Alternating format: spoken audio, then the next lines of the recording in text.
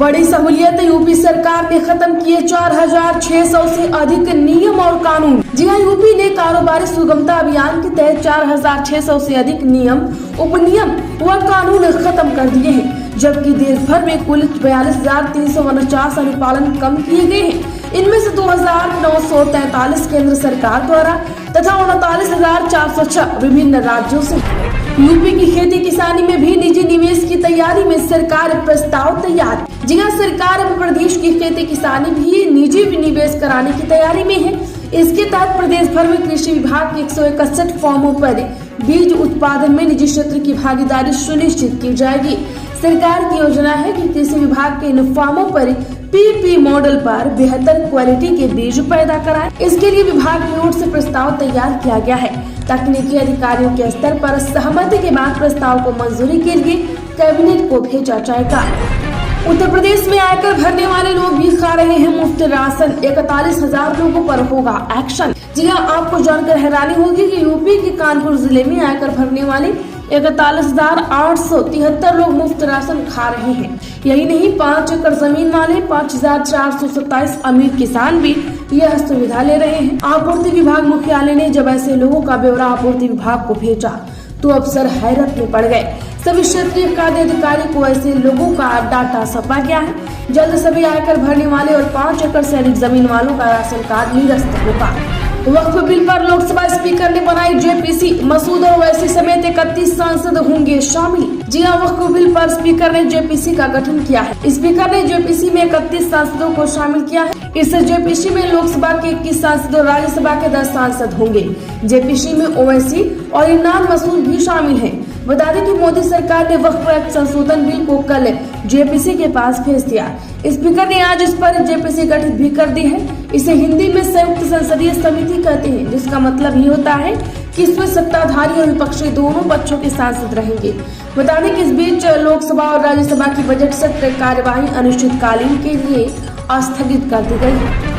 UP में उफनाई गंगा नदी में सैकड़ों एकड़ जमीन की फसल जलमग्न, किसान हो गए हैं बेहाल। जी हाँ, यूपी में एक तरफ जहां पहाड़ी इलाकों के साथ साथ मैदानी इलाकों में हो रही भारी बारिश से लोगों के लिए मुसीबत खड़ा कर दी है, वहीं दूसरी तरफ गंगा नदी भी उफान पर है। लगातार बढ़ते हुए गंगा के जलस्तर ने पूर्वी उत्तर प्रदेश के चंदौली में किसानों के लिए मुसीबत ला दी है। मेरी कमाई सीबीआई और इनकम टैक्स से पूछ लो, आय हिसाब मांगने पर भड़के अखिलेश यादव। समाजवादी पार्टी के अध्यक्ष और पूर्व मुख्यमंत्री अखिलेश यादव ने कहा, उनकी कमाई का हिसाब जिसे चाहिए वो केंद्रीय जांच ब्यूरो आकर विभाग के दफ्तर में जाकर चेक कर सकता है। सपा प्रमुख ने साथ में यह भी कहा कि कहीं कभी भी उनकी भी कमाई को तो पूछ लो, जो कहते हैं कि झोला उठाकर चल दूंगा। दिल्ली में एक समाचार चैनल के कार्यक्रम में शामिल अखिलेश यादव से एक दर्शक ने सवाल किया था, उन्होंने जब अपना करियर शुरू किया तब उनके घर की कमाई कितनी थी और आज उनकी आय कितनी है।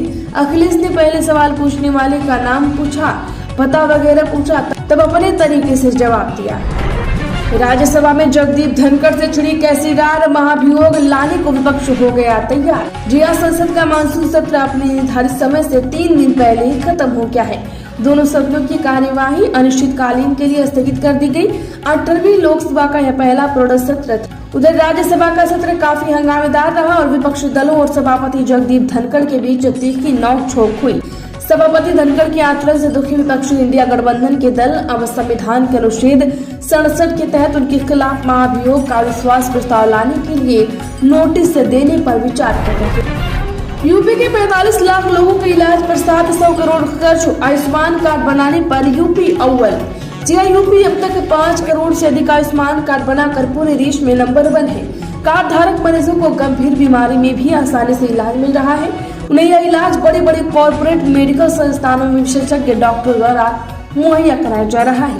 अब तक 2500 करोड़ से अधिक की धनराशि गंभीर बीमारी वाले 6 लाख से अधिक मरीजों के इलाज में खर्च की जा चुकी है।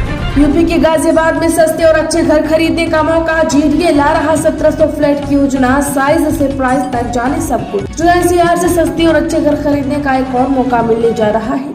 गाजियाबाद विकास प्राधिकरण स्वतंत्रता दिवस पर 1700 से अधिक फ्लैट की स्कीम लाएगा, जो लोगों को पहले आओ पहले पाओ के नियम के तहत मिल सकेंगे। इन्हें खरीदने के इच्छुक लोगों को 16 अगस्त से सीधे प्राधिकरण कार्यालय में संपर्क करना होगा। Thank you Modi ji. राहुल गांधी ने प्रधानमंत्री मोदी से क्यों की तारीफ, बताया अच्छा फैसला। केरल के वायनाड में लैंडस्लाइड होने से भयंकर तबाही मची। 30 जुलाई को ही लैंडस्लाइड में कम से कम 226 लोग चल बसे, जबकि कई लोग अब भी लापता हैं। प्रधानमंत्री नरेंद्र मोदी वायनाड के दौरे पर जाने वाले हैं। इस दौरे से पहले नेता प्रतिपक्ष राहुल गांधी ने पीएम मोदी के फैसले की तारीफ करते हुए थैंक यू मोदी जी कहा है। साथ ही राहुल गांधी ने वायनाड की तबाही को राष्ट्रीय आपदा भी घोषित करने की मांग की है। सपा से 10 सितंबर तक चलाएगी बड़ा अभियान, मिशन 2027 के लिए अखिलेश का नया प्लान। सपा प्रमुख अखिलेश यादव अब युवाओं व छात्रों के बीच पार्टी की पैठ बढ़ाएंगे। इसके लिए उन्होंने 1 माह चलने वाला अभियान तैयार कर युवा संगठनों को उनके बीच जाने को कहा। इसके लिए 9 अगस्त से 10 सितंबर तक सपा के युवा संगठनों का महाअभियान चलेगा। इसमें सदस्यता अभियान, छात्र नौजवान पीढ़ी जागरूक अभियान के कार्यक्रम चलाए जाएंगे।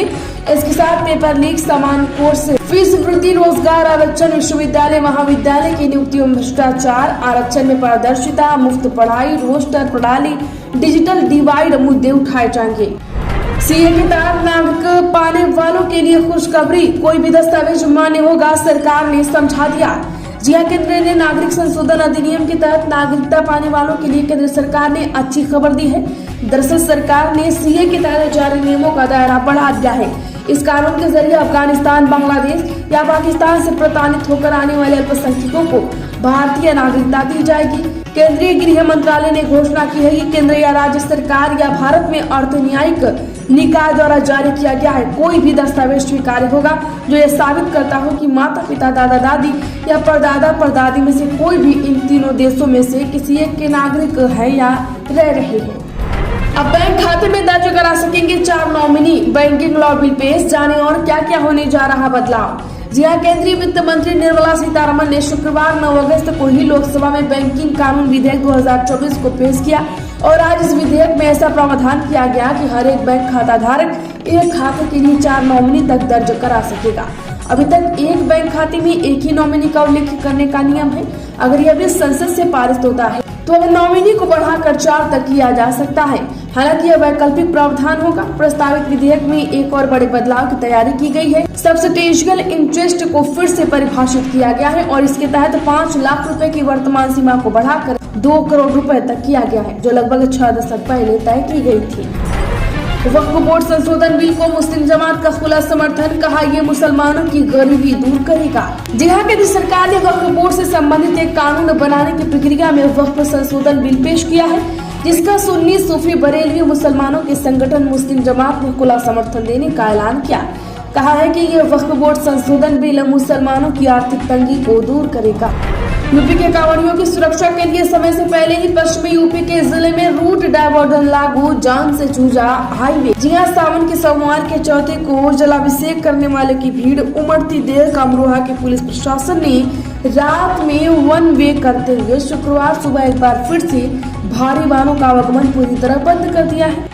यूपी में श्री कृष्ण जन्मस्थान ईदगाह प्रकरण कोर्ट कमीशन सर्वे पर बरकरार रहेगी रोक, वादों के ट्रांसफर भी नहीं हुआ फैसला। श्री कृष्ण जन्मस्थान ईदगाह विवाद से संबंधित कोर्ट कमीशन सर्वे और सभी वादों की जनपद न्यायालय में सुनवाई के लिए किए जाने वाले मामले में उच्चतम न्यायालय ने सुनवाई नहीं हो सकी। सुप्रीम कोर्ट ने दोनों मामलों को 21 अक्टूबर के सप्ताह में सुनवाई की जाएगी। श्री कृष्ण जन्मभूमि मुक्ति न्यास के अध्यक्ष और पक्षकार अधिवक्ता महेंद्र प्रताप सिंह ने कहा कि श्री कृष्ण जन्मभूमि की करीब 13.37 एकड़ भूमि पर शाही मस्जिद ईदगाह को हटाने की मांग को लेकर हाईकोर्ट में याचिका विचाराधीन है। जानवर की तरह पीटता है पति, थाने से भगा दे रही पुलिस। वीडियो बनाकर विवाहिता ने सीएम योगी से की लगाई गुहार। जी हां, पति जानवरों की तरह पीटता है, शिकायत करने के पर थाने से पुलिस बेइज्जत कर भगा देती है। पति और पुलिस प्रताड़ना की शिकार हमीरपुर की एक विवाहिता ने रोते हुए 1 मिनट 27 सेकंड का वीडियो बनाकर सोशल मीडिया पर डाला है। वह सीएम योगी से इंसाफ दिलाने की गुहार लगा रही है। राज्य महिला आयोग को लिखा गया पत्र भी वायरल हुआ है। इसमें महिला ने पुलिस पर शिकायत करने पर थाने से बेइज्जत कर भगाने और एक व्यक्ति के खिलाफ फर्जी मुकदमा दर्ज कराने के दबाव बनाने का आरोप लगाया है। हाथ में तख्ती लेकर थाने पहुंची 50 से ज्यादा हिस्ट्री सीटर, राशन की दुकान की तरह लगाई लाइन। यूपी में योगी सरकार बनने के बाद अपराधियों में पुलिस और कानून व्यवस्था का डर साफ दिखने लगा है। पुलिस के एनकाउंटर कार्रवाई के बाद से हिस्ट्री सीटर ने अपराध और अपराधियों से दूरी बना ली है। हिस्ट्री सीटर अब अपनी जान की भीख मांगने के लिए हाथ में तख्ती लटका कर थाने पहुंच रहे हैं। हालांकि ऐसे नजारे पहले भी देखे जा चुके हैं, लेकिन यूपी के हरदोई जिले की अतरौली थाने में एक ऐसा नजारा दिखाई दिया जिसमें एक या दो नहीं बल्कि 50 से ज्यादा हिस्ट्री सीटर एक साथ थाने पहुंचे। SC/ST पर सुप्रीम कोर्ट के फैसले के खिलाफ संविधान संशोधन बिल लाए सरकार। मायावती ने केंद्र सरकार से की बड़ी डिमांड। बहुजन समाज पार्टी के अध्यक्ष मायावती SC/ST को लेकर सुप्रीम कोर्ट के फैसले को संविधान संशोधन के जरिए निष्प्रभावी करने की मांग की है। मायावती ने कहा कि इसे सत्र से बिल लाकर अगर फैसले को निष्प्रभावी नहीं किया गया तो कुछ राज्य सरकार इसका फायदा उठाकर SC/ST में बंटवारा कर देंगी। डिप्टी सीएम ब्रजेश पाठक का बड़ा ऐलान। यूपी में ड्यूटी से गैर मिले 15 डॉक्टर किए गए बर्खास्त। यूपी में लापरवाह स्वास्थ्य विभाग के कार्मिकों के खिलाफ सरकार ने अभियान शुरू कर दिया है। इस अभियान के तहत लापरवाह कर्मचारियों पर सख्त कार्रवाई की जा रही है। इसी कार्रवाई की जद में यूपी के अलग अलग जिलों में करीब 15 डॉक्टर आ चुके हैं। ये सभी डॉक्टर ड्यूटी से नदारद मिले थे। यूपी उपचुनाव में 10 में से 5 सीटों पर कांग्रेस ने किया दावा। अजय राय ने सीटें भी बताई। लोकसभा चुनाव के बाद उत्तर प्रदेश में 10 विधानसभा सीटों पर उपचुनाव होने वाले हैं। इंडिया और इंडिया दोनों गठबंधन में सीटों के बंटवारे पर मंथन चल रहा है। इस बीच इंडिया गठबंधन में शामिल कांग्रेस ने 10 में से 5 सीटों पर अपना दावा ठोक दिया। सरकार से बड़ा संगठन पर केशव मौर्य को हाई कोर्ट से राहत। याचिका खारिज, अदालत ने जानिए क्या कहा। इलाहाबाद हाई कोर्ट ने डिप्टी सीएम केशव मौर्य के सरकार के बड़ा संगठन वाले बयान को लेकर दाखिल जनहित याचिका खारिज कर दी। मुख्य न्यायमूर्ति अरुण भंसाली एवं न्यायमूर्ति विकास खंडपीठ ने कहा कि याचिका में कोई तत्व नहीं। कोर्ट ने कहा कि प्राइवेट कैपेसिटी में पार्टी फोरम में दिए गए बयान का कोई मतलब नहीं है। पूर्व मंत्री स्वामी प्रसाद मौर्य को सुप्रीम कोर्ट से राहत। बेटी संघमित्रा से जुड़े वैवाहिक विवाद का है मामला। आसमान में दिखेगा सबसे बड़ा उल्कापात। परशील उल्कापात के दौरान दिवाली सा जगमग होगा आकाश। जी हां, मध्य अगस्त के बाद भरे आसमान में इस बार टूटे तारे दिवाली मनाएंगे। परशील उल्कापात के नाम से जी जाने वाली इस खगोलीय घटना के दौरान आसमान सबसे चमकदार दिखाई देगा। इससे 11 से 14 अगस्त की रात परशील उल्काओं की बौछार दिखेगी।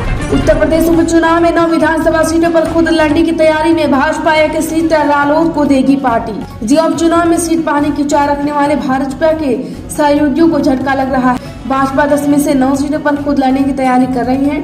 सिर्फ एक सीट मीरापुर सीट जो है वो सहयोगी दल रालोद के खाते में आना तय है।